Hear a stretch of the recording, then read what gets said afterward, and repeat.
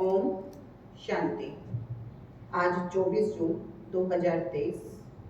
आज मम्मा के महावाक्य है, क्योंकि आज मम्मा का पुण्य स्मृति दिवस है। 24 जून 1965 को मम्मा ने नश्वर देह को छोड़ अव्यक्त स्थिति को प्राप्त किया। तो मम्मा साक्षात जगदम्बा थी, जो परमात्मा के ज्ञान को, शिक्षाओं को तुरंत अपने जीवन में धारण करती थी और धारण करके दूसरों को शिक्षा देती थी। तो आज सुनेंगे मम्मा के महावाक्य। मम्मा कहती, माया के अनेक प्रकार के विघ्नों से पार होना है, तो चेकिंग पावर से अपने आप को सावधान रखो, संभल कर चलो। माया के अनेक प्रकार के विघ्नों से पार होना है, तो चेकिंग पावर से अपने आप को सावधान रखो, संभल कर चलो। मीठी माखी मधुर लोरी, अभी चारों ओर माया का जोर है, क्योंकि उसका राज्य है और पिछाड़ी के समय उसमें जितनी ताकत है वह अपनी ताकत पूरी लगाएगी। इसलिए जितना आगे बढ़ते जाएंगे उतना माया भी फोर्स देकर लड़ेगी। पहले तो माया का पता ही नहीं था, माया के वश में थे। अब भी पता चला है तो हमसे लड़ेगी, दुश्मन बनेगी, प्यार भी करेगी तो अंदर दुश्मनी रख करके करेगी। जबकि जानते हो माया हमारी दुश्मन है, तो किस्म किस्म की सभी बातें सामने आएंगी। कोई बंधन नहीं है, फिर भी मन के फालतू विकल्प तंग करेंगे। पहले शरीर में कभी रोग नहीं हुआ होगा, अभी वो भी होगा। कहेंगे इतना समय तो हम कभी बीमार नहीं पड़े, अब भी बीमार पड़ गए। धन की भी कमी पड़ेगी, बिजनेस में भी घाटा पड़ेगा, ऐसे और भी कई बातें होंगी। दोस्त दुश्मन बन जाएंगे, मित्र संबंधी पूछेंगे भी नहीं। कई ऐसी उलट पुलट बातें आ सकती हैं, आएंगी, क्योंकि अपना पिछला हिसाब सब चुकतू होना है। अभी मम्मा कितनी स्पष्टता से माया का सुंदर रूप हमारे सामने रख रही हैं, और दूसरी तरफ ये भी बता रही हैं कि जब भगवान या परमात्मा को पहचान लोगे तो कैसे कैसे विघ्न आएंगे, और वो विघ्न आपको बाबा का हाथ छुड़वाएंगे। तो कैसे कैसे आएंगे वो सुना मम्मा ने क्या क्या कहा। बिजनेस में भी घाटा पड़ सकता है, दोस्त भी दुश्मन बन सकते हैं, धन की भी कमी हो सकती है, बीमारी भी आ सकती है। तो बाबा कहते, मम्मा कहती, अब ये सब जो रावण का खाता था उसको हम खत्म कर रहे हैं। देह सहित देह के सर्व संबंधों से अपनी बुद्धि हटाते हैं, तो फिर वो सामना भी होगा। इसलिए ऐसी ऐसी बातों में संभलना है। कई तो सोचते हैं भगवान के बने तो और ही मुसीबत आ गई। जब मैं परमात्मा का बना हूँ, एक उसका ही सहारा लिया है, तो मेरा सब कुछ अच्छा हो जाना चाहिए, परंतु ऐसा नहीं है। कई ऐसे ख्यालात करते हैं कि हमारे पास कोई तकलीफ आनी ही नहीं चाहिए, परंतु परीक्षाएं आएंगी, तरह तरह की बातें आएंगी।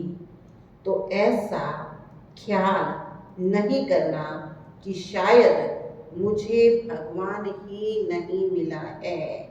ये भगवान है या नहीं है पता नहीं, कहीं हम उल्टे रास्ते पर तो नहीं हैं, जो भगवान हमसे नाराज हुआ है। ऐसे कई संकल्प आएंगे, ऐसे ऐसे विघ्नों के कारण कई टूट भी पड़ते हैं। कोई मुसीबत आई, बात आई तो समझते हैं शायद ये भगवान ही नहीं है, पता नहीं क्या है। इसलिए इन सब बातों से बेचारे डर करके किसी ने कुछ कह दिया या डरवा दिया तो टूट पड़ते हैं। लेकिन ये सब तो होता आया है।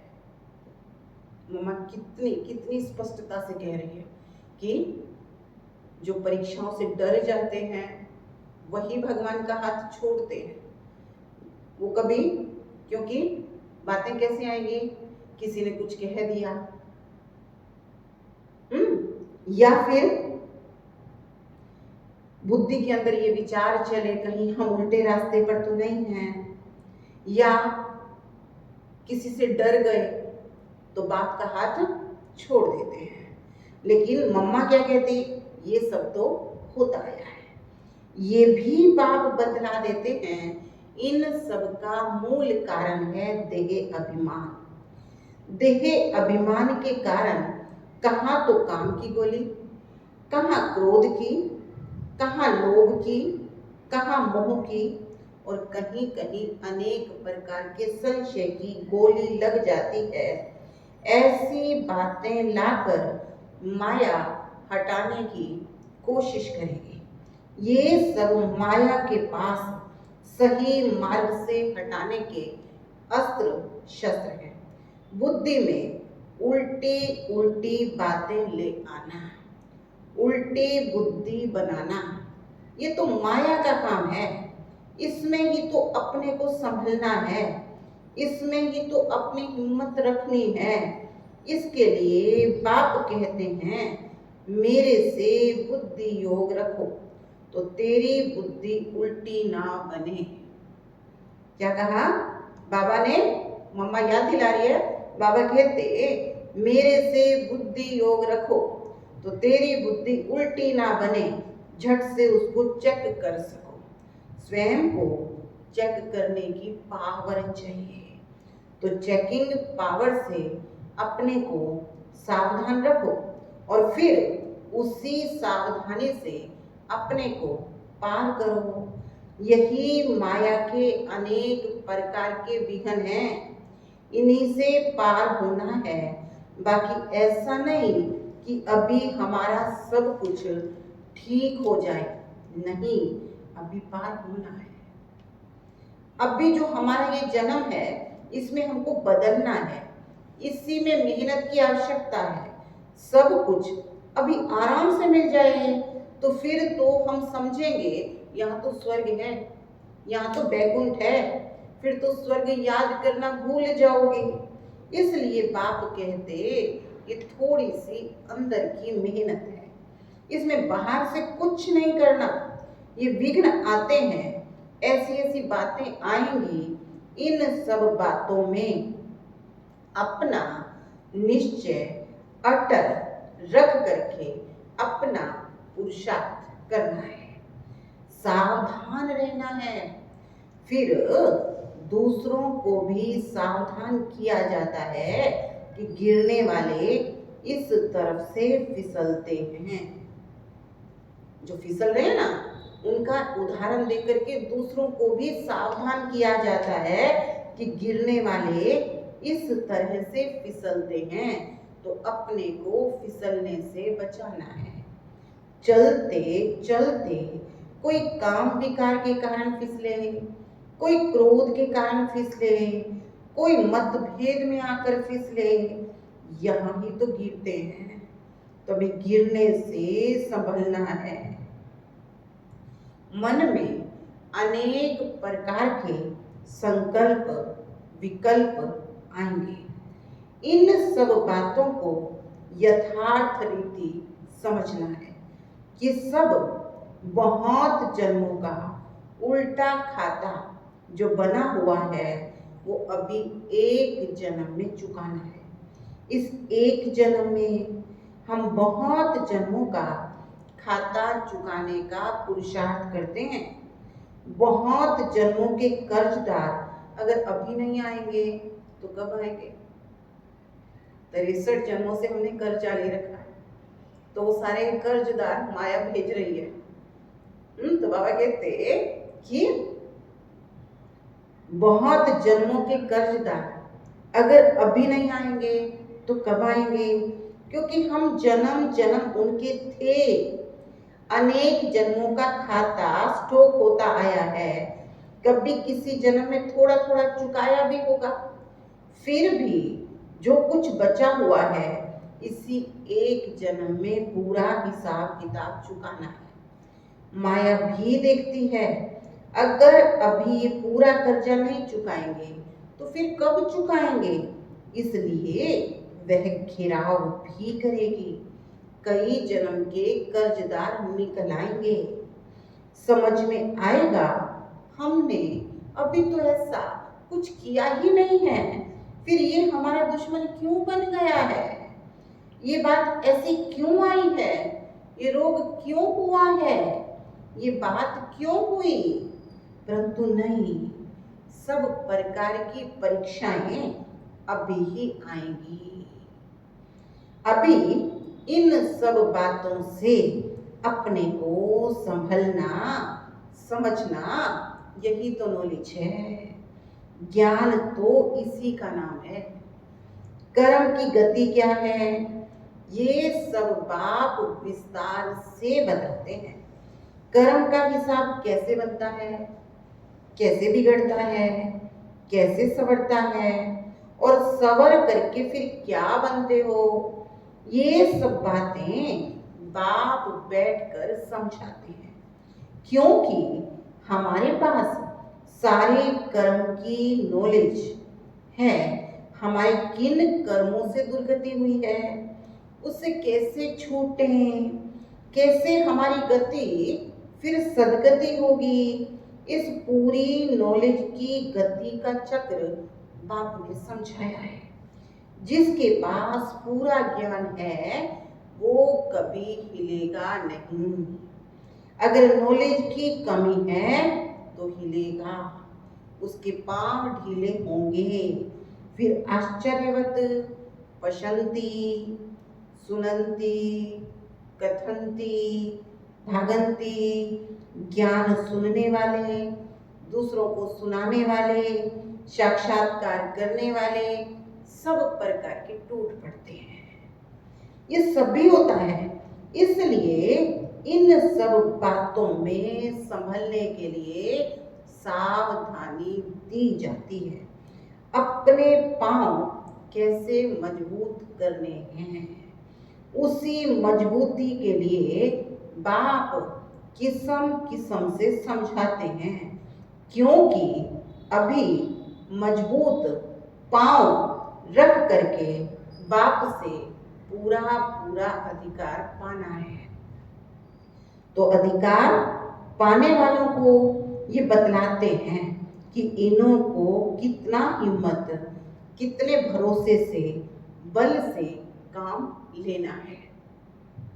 समझा बाबा क्या कहते हैं? बाबा की बात को मम्मा ने समझा तो मम्मा हम सबको कितना अच्छी तरीके से क्लियर कर रही हैं कि बाबा कहते हैं कि पांव मजबूत रख करके बाप से पूरा पूरा अधिकार पाना है। तो अधिकार पाने वालों को ये बतलाते हैं कि इन्हों को कितना हिम्मत, भरोसे से, बल से काम लेना है। हम भी तो वॉरियर्स हैं ना, हम भी तो योद्धा है ना। अपनी रूहानी लड़ाई कोई हाथ पांव से नहीं है, गुप्त है, हमारी अंदर की युद्ध है, और युद्ध करके उसमें हम जीत प्राप्त करते हैं। विकारों से गुप्त लड़ाई है। बाप भी गुप्त बैठ करके हम सभी बच्चों में बल भर रहा है, सावधान कर रहा है। बच्चे सावधान होकर के रहना। ये माया का पिछाड़ी का फोर्स तुम्हारे पास आएगा, परंतु तुम इन सब बातों में मत हिलना।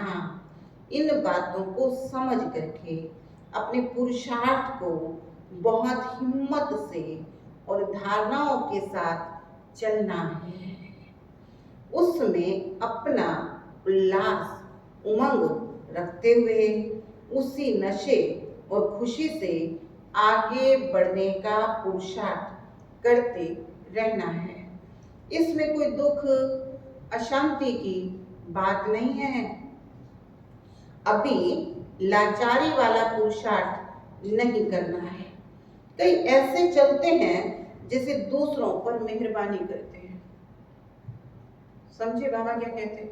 ज्ञान में भी चलते हैं ना, तो कैसे चलते हैं? कोई सेवा कर रहे हैं तो क्या कर रहे हैं? दूसरों पर मेहरबानी करते हैं। मेहरबानी तो अपने ऊपर करनी है। जो अपने लिए समझ करके पुरुषार्थ करते हैं उनका पुरुषार्थ ठीक रहेगा। हम अपने लिए करते हैं और किसी के लिए नहीं करते हैं। अगर बिगाड़ते हैं तो भी अपना बिगाड़ते हैं, सुधारते हैं तो भी अपना सुधारते हैं। तो हर एक को अपने ऊपर अटेंशन देना है, दूसरों को नहीं देखना है। इसने ऐसा किया, उसने ऐसा किया। भाव स्वभाव की बातें इसमें बहुत आती हैं। बाहर के लोगों का सुनना करना सहज है। बाबा कहते हैं इसमें किसकी बातें आती हैं? भाव स्वभाव की बातें बहुत आती हैं। बाहर के लोगों का सुनना करना सहज है, क्योंकि समझते हैं वो तो ज्ञानी है। लेकिन ब्राह्मण परिवार में कोई ने कुछ कहा किया तो कहेंगे यहाँ भी वही चलता है, या आपस में कुछ होता है तो बड़ी बात लगती है, परंतु नहीं, यही तो माया है। इधर भी बाबा क्या कहते हैं? इधर भी माया किसी ना किसी रूप में घुसेगी, कहेगी देखें इसने मुझे छोड़कर इन्हें साथी बनाया है, तो उन साथियों में भी इसको टक्कर खिलाएं। परंतु हमें तो ये नॉलेज है, ये हिसाब किताब की टक्कर है, ये पिछली है, इसलिए ऐसे नहीं कहो। अरे भगवान के बच्चे होकर ये क्या कर रहे हो? जब हम मुख से ये कहते हैं ना भगवान के बच्चे होकर ये क्या कर रहे हो, इसका मतलब हमें कर्मों का हिसाब किताब पता नहीं है ना। तो बाबा कहते हैं कि ये पिछली है, इसमें हिलना नहीं है, क्योंकि अभी ज्ञान है। ये भी इनके साथ कुछ हिसाब किताब है, उसे योग और ज्ञान से काटना है। ऐसे नहीं टक्कर खा करके काटना है, नहीं, वो तो हमारा विकर्म बन जाएगा। इसमें संभलना है। परंतु कई संशय में आ जाते हैं, देखो ये ज्ञान में आकर के क्या कर रहे हैं, तो कोई भी हिसाब किताब में टक्कर खाना अज्ञान है। अभी ये अज्ञान निकल जाना चाहिए। ये सब बातें समझाई जा रही हैं, क्योंकि अभी ऐसी ऐसी बातें हो रही हैं। तो इन सब बातों में सावधान किया जाता है। कहीं इन बातों के कारण बाप से जो तकदीर लेनी है वो तकदीर लेना भूल ना जाएं। बेहद बाप से बेहद का वर्षा लेना छोड़ दें। इसलिए बाप समझाते हैं बच्चे, भले आपस में कुछ भी हो, लेकिन ऑलवेज सी फादर। कुछ भी बातें हो, लेकिन देखना किसको है? केवल फादर को, बाप को देखो। बाप से वर्षा लेना है, इसलिए उससे तो मतलब है ना, जिससे मतलब है उसको पकड़ करके रखो। टक्कर आपस में खाते हो और छोड़ते हो बाप को। स्वभाव स्वभाव की टकरार किसकी है? बहन भाइयों की। लेकिन बाबा कहते छोड़ते किसको हो? बाप को। इसमें तुम्हारा नुकसान है, तुम्हारा वर्षा चला जाएगा। ऐसा महामूर्ख नहीं बनना है। इसमें सावधान रहकर स्वयं को संभालना है। ऐसे नहीं यहाँ गेट के अंदर आए तो सेफ हो गए, नहीं, सेफ्टी स्वयं अपनी करनी है। अगर कोई भी धारणा में कमी है तो फिर माया इधर भी घुस आएगी, इधर भी टक्कर खिलाएगी, कोई के भाव से, कोई के स्वभाव से। फिर बाप पढ़ाता है ये भूल जाएगा, ऐसे टक्कर चक्कर की बातों से गिर जाओगे। इसलिए सावधान, एक को गिरता हुआ देखेंगे तो दूसरे को सावधान करेंगे कि देखना यहाँ फिसलन है, संभलना, सावधान रहना, यही तो अपना धर्म है। कहाँ से कौन कौन फिसलते हैं, कैसे कैसे खिसकते हैं, ये आप लोगों के ध्यान में इन एडवांस दिया जाता है। आप चल रहे हो तो खबरदारी से चलना। बाप से पूरा वर्षा पाना है तो फिर पूरा पांव दृढ़ता से रखना। परमात्मा के ज्ञान की ये मंजिल बहुत ऊंची है। यही जो बातें आती हैं इन्हीं से पार होना और अपना पूरा अधिकार प्राप्त करना। तो इन सभी बातों से अपने को संभालना है, चाहे नए हैं चाहे पुराने हैं। ये बातें सबके लिए हैं, नए पुराने सबके ऊपर माया की नजर है। अभी हम कोई माया प्रूफ नहीं हुए हैं। अगर आत्मा कंप्लीट हो गई तो शरीर भी कंप्लीट हो जाता, परंतु नहीं, अभी हम अनकंप्लीट शरीर में बैठे हैं। तो इसका मतलब आत्मा कुछ अनकंप्लीट है। लेकिन घड़ी घड़ी माया की अंगूरी नहीं खानी है, यानी माया के जाल में नहीं फंसना है। बाबा कहते इससे चोट भी लगती है, रजिस्टर भी अच्छा नहीं होगा, नाम भी खराब होगा। माया बहुत युक्तिबाज होकर के चलती है। यही तो हमारी माया से लड़ाई है। बाकी कौरव पांडव की कोई युद्ध नहीं हुई है, ये तो पांडवों ने माया से युद्ध की है। अभी हमें क्या करना है, अपने को माया से सेफ करते चलो। दूसरा, अपना तन मन धन फिक्स डिपॉजिट ऑलमाइटी बैंक में रखो। कौन से बैंक में? Almighty bank. यानी अगर मेरे पास है तो कहाँ लगाना है? ईश्वरीय सेवाओं में। इसे इंश्योर करके अपने श्रेष्ठ कर्म से अपना भविष्य उच्च पद बनाते चलो। जो करेगा सो पाएगा। डायरेक्शन तो सबके लिए एक जैसा है, लेकिन जो भी करेगा वो अपना बनाएगा। बाप से सभी को अपना संबंध पूरा रखना है, इसमें दूसरों को नहीं देखना है। बाबा कहते ये सब धारणाएं अपने को समझाने के लिए है। क्या रॉन्ग है, क्या राइट है, ये दूसरों को समझाना, माना अपने को समझाना। इसलिए बाबा भी कहते दूसरों को खबरदार करेंगे तो खुद भी खबरदार रहेंगे। तो सभी ऐसी तेज रफ्तार से चल रहे हो ना।